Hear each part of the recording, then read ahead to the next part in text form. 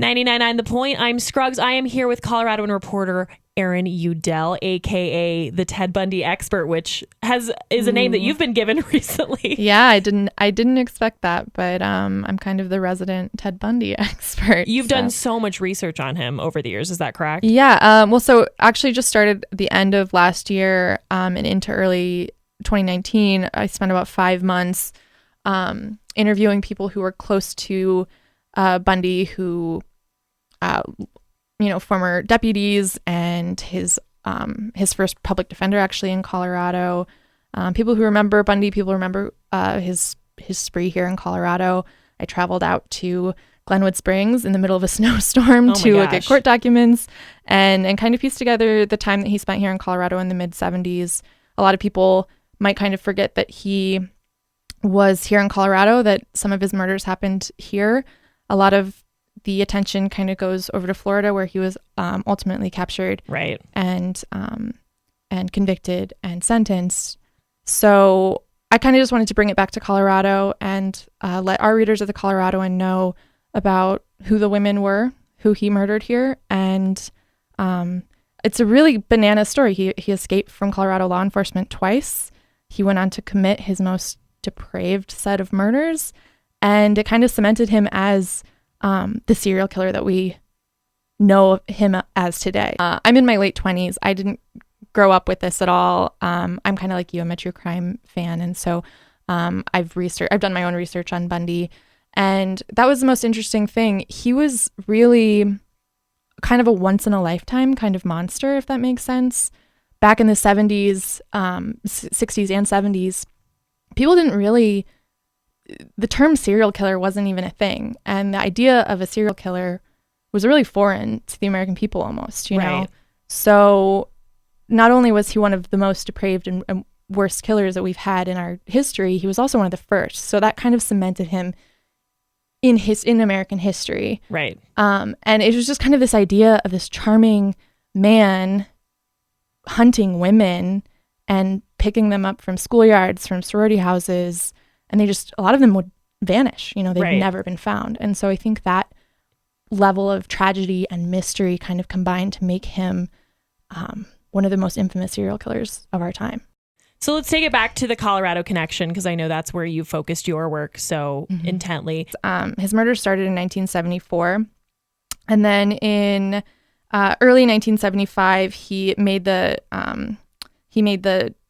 switch over to Colorado. So he it's believed that he traveled to Aspen, and that's where he committed his first Colorado murder in early 1975. It was a Michigan nurse named Karen Campbell. She was going up to her hotel room to grab a magazine, and she was never seen again. And her body was found, I believe, a few weeks later in a snowbank nearby. And so he committed his Colorado murders. It's believed that he also killed a woman named Julie Cunningham in Vail, a woman named Denise Oliverson in Grand Junction. And then he went back to Utah. He was kind of shuttling in between these states, Utah, Idaho, Colorado, Washington. He still had a girlfriend up in Washington. But he was back in Utah in late 1975, August 1975. And he was pulled over because he was driving kind of slow in a suburb of Salt Lake City. Right. And he caught the attention of an officer, and he pulled him over, and things just didn't seem right. They found some weird stuff in his car. They arrested him, and they ultimately tied him to an attempted kidnapping of a Utah teenager earlier that year, or the year before, actually, 1974. And so that's actually the first time that Ted Bundy was in prison. So he was charged with this attempted kidnapping. He was convicted, and he was sentenced. So he was serving a sentence in Utah in 1975, and then in early 1976, he was brought to Colorado, where he was going through the pretrial motions for the murder of that Michigan nurse, Karen Campbell. So that's kind of when his time in Colorado starts, and it definitely does not end there, though.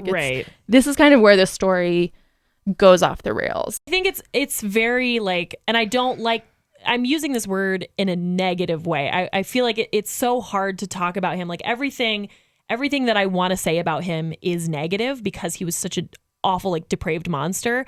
But the whole, I mean, jumping out of a courtroom window, that's a cinematic thing that you don't think happens in real life. Like, people don't jump out of windows, you know, to escape, and then it works. Like, they actual get away. He ran off into the mountains and like lived there for a week. He lived in the woods. Like, it's absolutely nuts that actually worked. Did you see that courthouse? Did you go? So I didn't actually make it to Aspen. When I took my trip out to the mountains, the weather was too bad and I couldn't make it work, but I talked to a lot of people who were there that day. Oh my gosh. So there was one woman who, she was working for the Aspen Police Department, and she was given all these flyers to hand out to cars and passing motorists. And she said it was just a frenzy. Like, everyone was looking for Bundy.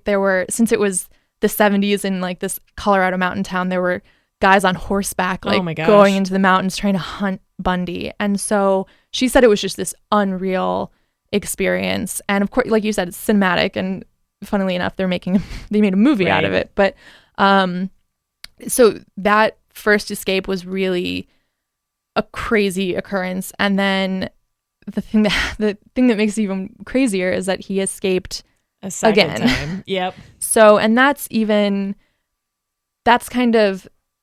so his escape from the Glenwood Springs jail was, I'd say, even more interesting than his jump from the courthouse window, because it's kind of more, he starved himself down. Right. He found a loose fixture in his cell ceiling, and he squeezed through this tiny hole, crawled through the bowels of the jail.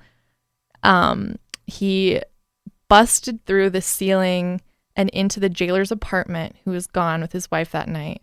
And he put on street clothes and just walked out the jail door. He stole a car. He drove to Denver, and he was just in the wind. And It was, I think, almost a full day before they found out that he was missing. So it's things like that again, cement this as just one of the most bananas stories ever. Do you think that they knew, I guess, when he was in Glenwood Springs, that he was the person that was responsible for every single one of these murders? Did they know the scale of the person that they had? Because I feel like, I mean, it's hard for me to say like they should have tried harder, but like, that's crazy. That is crazy. No, and I think I talked to a lot of former Colorado law enforcement officials, and they said that they carry a lot of guilt over that. Sure. Because no, I don't think that they knew how evil he truly was.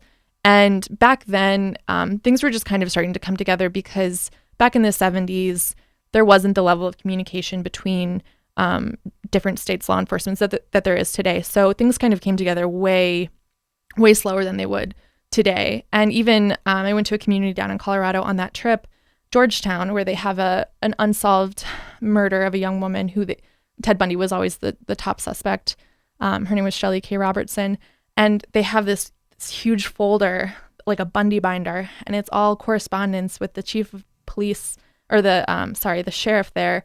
And it's just letters to and from these agencies across state lines. And it's just so crazy to think that's how they communicated, like through like the U.S. mail. So there's obviously, I mean, he's on a killing spree.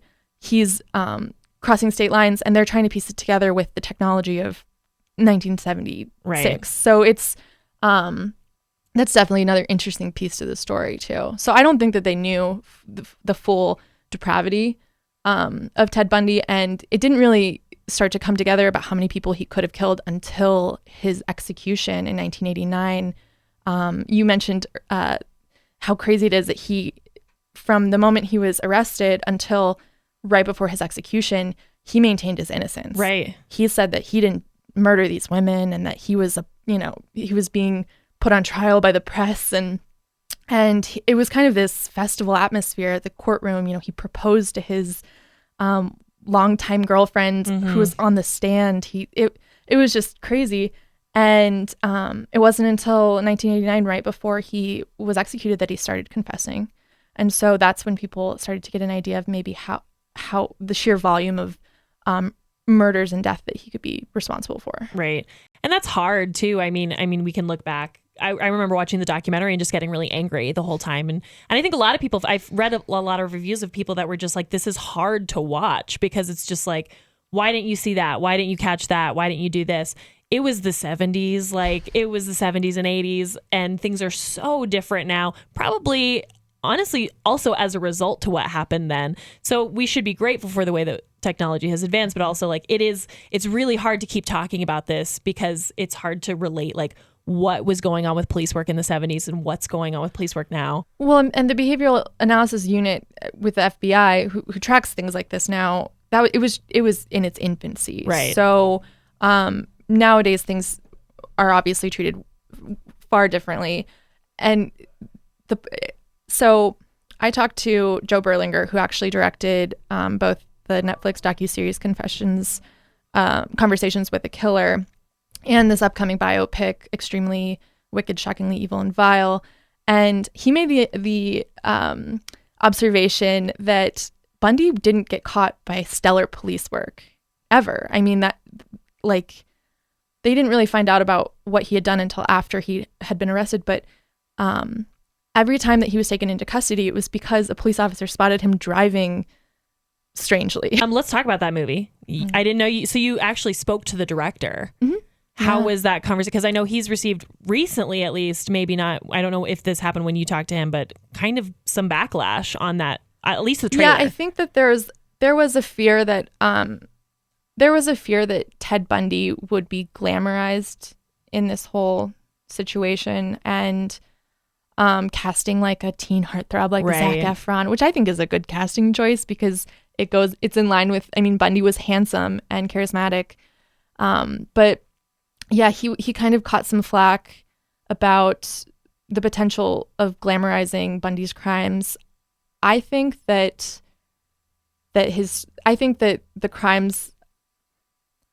Ted Bundy's crimes deserve to be told, and especially to newer generations where, like I said, I'm a little younger. I didn't live through this. But I know a lot of people my age who are fascinated by it because, like I said, Ted Bundy was a once in a lifetime killer. And I think that it's important for people to learn about him and from his crimes.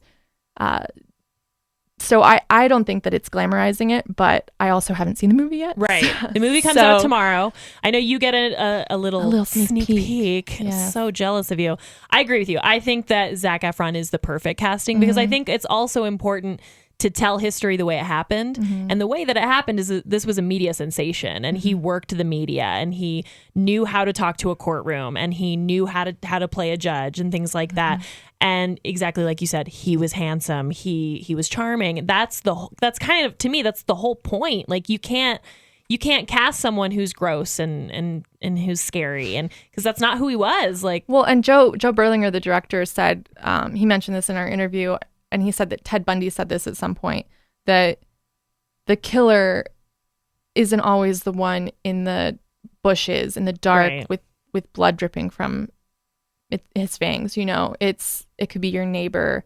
It could be the guy in Mormon youth group. Sure. So I think highlighting that and highlighting that you never truly know the person next to you, that's an important lesson. And that's, just to be aware and be knowledgeable about the past. It can help inform our future. Each of these women had a story. I wrote a column, it's on Coloradoan.com, about this project. It's a long form story and a 3-part podcast series. I was just really interested in it. I'm interested in true crime. And I wasn't expecting it to affect me at all because it's Ted Bundy. He's kind of this nationally, internationally known killer. He doesn't really have as many local connections. So I didn't anticipate kind of it to affect me, but it was so interesting to read about these women and see their ages and their pictures and know, oh, these could have been my friends. This could have been, my mom was the age of some of Bundy's victims right when he was traveling across the country from Colorado to Florida. And so in my head, I was like, what if he had gone to Baltimore instead of to Florida, where my mom was an ER nurse walking home alone at night? It could have happened to anyone. I think that's what was so terrifying. These young women were being hunted, and it seemed like no place was safe. Right. I think that's what I actually enjoyed about the documentary series on Netflix. I enjoyed that they touched on the victims pretty deeply. Like they told us, like what they were doing, what they were studying, how old they were, like who they were dating at the time, like all this stuff about them. And I really, I didn't enjoy, I just liked learning more about them, because you're right, it made them real to me. Like if I was alive in the 70s, would I have hung out with them? Probably, because they seemed, like they were, academic, and they, did fun things. And so it's just, to me, it is important to talk about the victims in a way that makes it real, that, hey, like this is how terrible it was. We can talk about Ted Bundy, but you might have known this girl. She might have been your mom. She might have been your aunt. It doesn't matter. I just think that is interesting feedback that I've heard about the documentary series, because I actually thought they did a great job with that then. And I'm interested to see how they do it in the movie tomorrow. So in the No, you're totally fine. The movie should be interesting because it actually is told from the point of view of Elizabeth Klepfer, who is Bundy's longtime girlfriend. So I think it's interesting because a lot of times it focuses on him and his crimes, and the women are kind of a side note, a footnote.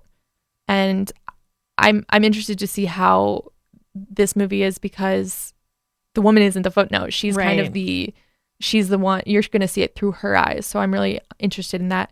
Also, the reason I started this project and became so interested in it was because of one of his victims, specifically Julie Cunningham. She was a part-time ski instructor in Vail, and she disappeared in March of 1975. She was walking to a bar from her apartment, and she was never seen again, and her case is still open. So I was going through the Colorado Bureau of Investigation's cold case database, as one does on a Friday night. Lit Friday night. And it shows you the pictures of people, and it's kind of these listings of cold cases that are open or solved, missing people who have been murdered. And I was scrolling and I saw Julie's picture, and it just kind of stopped me in my tracks. She was this beautiful young woman with dark hair parted in the middle. It was a black and white photo. I have it tacked up on my cubicle right now, actually.